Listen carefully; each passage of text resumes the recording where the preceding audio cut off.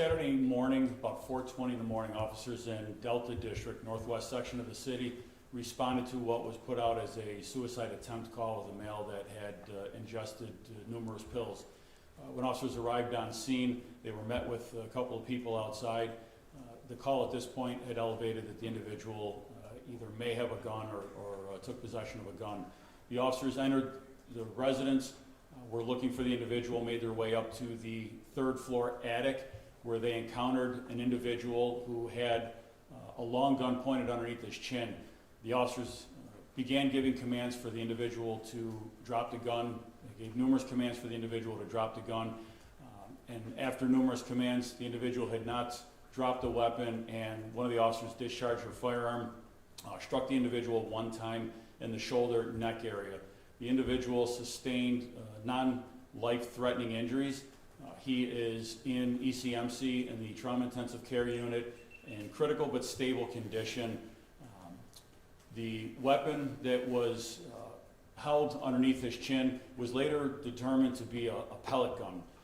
As these situations can be extremely stressful, critical incidents can be extremely stressful, there really is not many people out there that are going to be able to tell the difference between a pellet gun and a real gun, and we've seen that in many instances and many times before.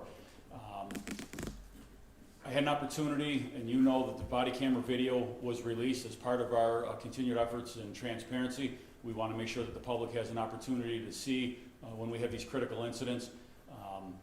Had an opportunity earlier this afternoon to meet with the family. We had asked the family if they would come in and meet with us.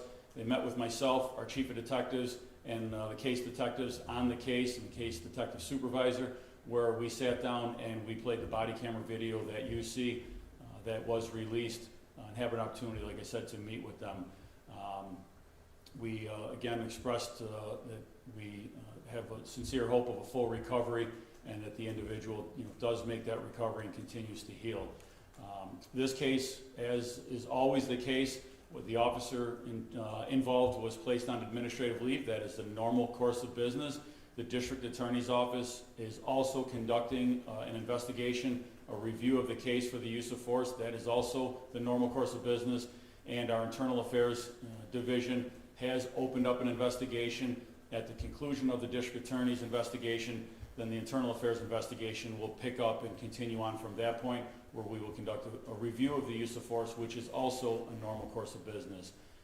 With that, we will take any questions. What was the officer's name who fired the shots? The officer that fired the shots is Officer Kareem Johnson. He was hired in 2018.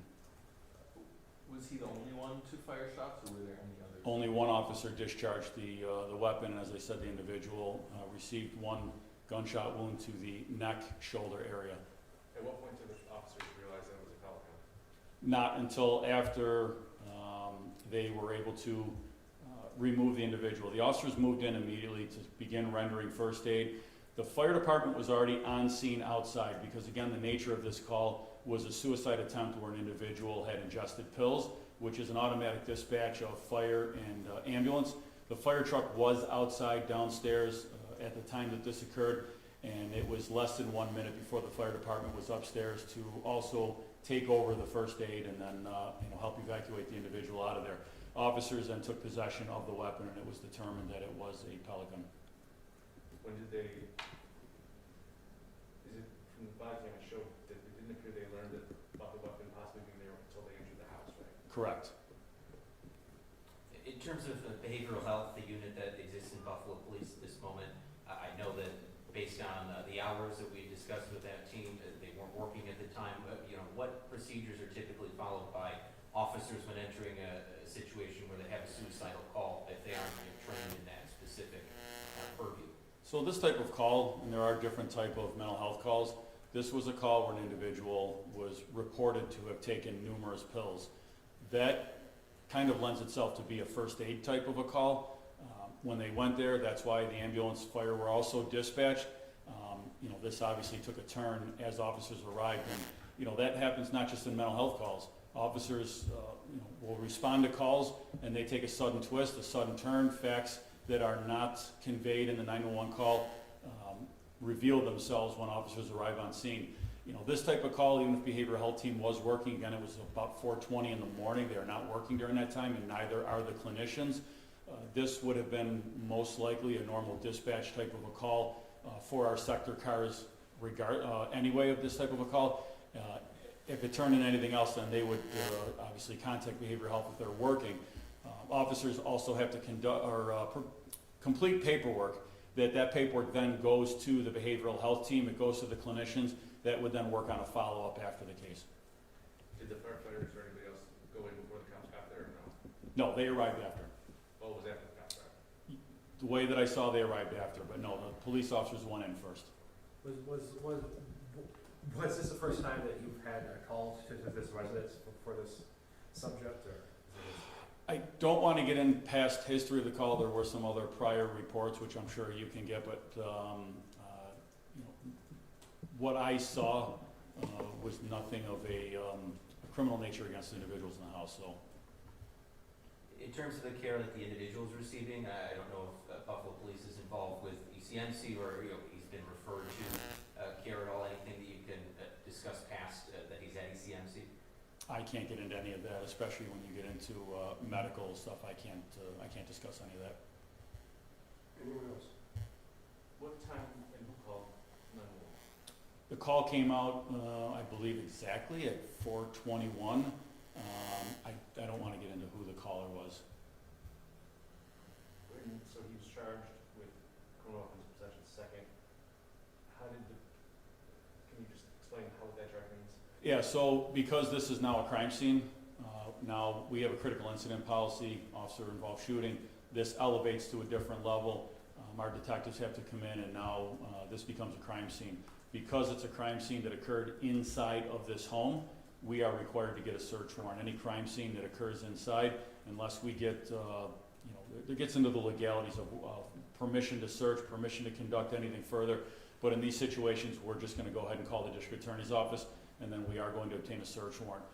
Subsequent to that search warrant, there were a number of weapons that were located. Based on that, there was a charge that was lodged against this individual. The charge specifies 5 or more? Yes, there were 12 weapons that were located in the house. There were 5 handguns and, there were 7 handguns and 5 long guns that were recovered inside the home. Do you know how many officer-involved shootings there have been, maybe similar incidents over the last 10 years? Oh, I don't have that number. Over the last 10 years, I don't have that number. Just the spelling of Officer Johnson's name, Kareem? I'll get that out to you. Okay, thank you. I don't want to misspell. Understood. It was his body cam and then the other body cam was Butler, I think? No, Baxter. Baxter. Yeah, Baxter was I believe the chronology of Baxter's camera was the first video that was shown, and then Officer Johnson's was the second video that was included in that upload that you got. What's Baxter's first name? Tyler. Do you think this was a case of, there was so many times they asked him to put the gun down and he refused. It sounded like he said, are you going to shoot somebody who's got a gun to their own head? He said something like, if you come closer, it's going to end. If they said, when they opened and said, we're going to shoot you, he said, okay. Do you think this was suicide by cop? Or? I think that was the intended purpose of the individual at the time. And again, these situations are very tough. They're extremely challenging. They're challenging for everybody involved. They're extremely challenging for the officers that are responding and are confronted with that situation. We never want these situations to end like it did with somebody being shot. I don't care what the scenario is. I don't care if it's involving a violent crime or a mental health situation. Our officers don't want to discharge their firearms, so it's tough on everybody. Did at any point the individual point his weapon at the officers? No. Can you go a little bit more maybe into some of the training practices as far as dealing with a situation where there's a possible suicidal subject? So we have been putting our officers through de-escalation training. They get de-escalation training in the academy. We do additional de-escalation training when they come back to us out of the police academy, and we are still working through the rest of the department. It's a 9 to 10 hour training that we brought in from the Police Executive Research Forum. It's called ICAT, Integrating Communications Assessment and Tactics. That really focuses on edged weapons and blunt objects, things of that nature. You know, some of those tactics can be used, but it does change the name of the game. You know, how things can potentially lay out when you are dealing with firearms. Yes, this turned out to be a pellet gun, but you know, try to identify that in the middle of a stressful situation. You know, de-escalation training, you know, they all have the caveat that when you're dealing with firearms, it really does kind of change the scenario. How many police went into the house? Obviously the two, and then there was at least one more officer. A lieutenant was further back in line of the officers. They were in a tight stairwell. It was you know, a typical A-frame type of an attic. Stairwell goes up, turns 180 degrees, goes back up the opposite way. So there were a few more, including the lieutenant, that were down on the second floor, like just at the base of the stairs that were out of eye range. So was it the two officers whose body cam you provided, they were the only ones who had visual on him and could? Yes, yes. Yeah, the other body camera videos were activated, but you're not seeing anything, so we didn't include that in the package. Okay, Right. Of the other weapons found, how many of which were pellets as well? None other were pellets. They were all actual firearms. Okay. So you did not have any permits for the handguns? Did not have any permits for any of the weapons. And so you said that the next step, again, would just be going back to, you know, continuing the investigation still? Yeah, so the normal protocol in a situation like this, the officer's placed on administrative leave. That's standard protocol anywhere across the country. The district attorney's office then is going to investigate. That again is standard protocol. And then our internal affairs. We had internal affairs investigators responded to the scene. They were engaged immediately as, again, the normal protocol. We are limited as to what our internal affairs investigators can do until the district attorney's office determines, you know, where their investigation goes. Then at that point, then we will increase our investigation and take it. We'll have an opportunity at that point to actually speak with the involved officer.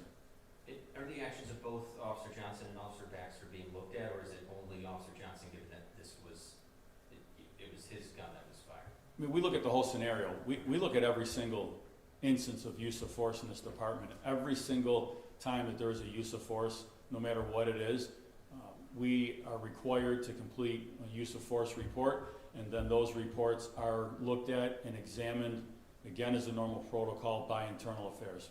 So that's the standard practice.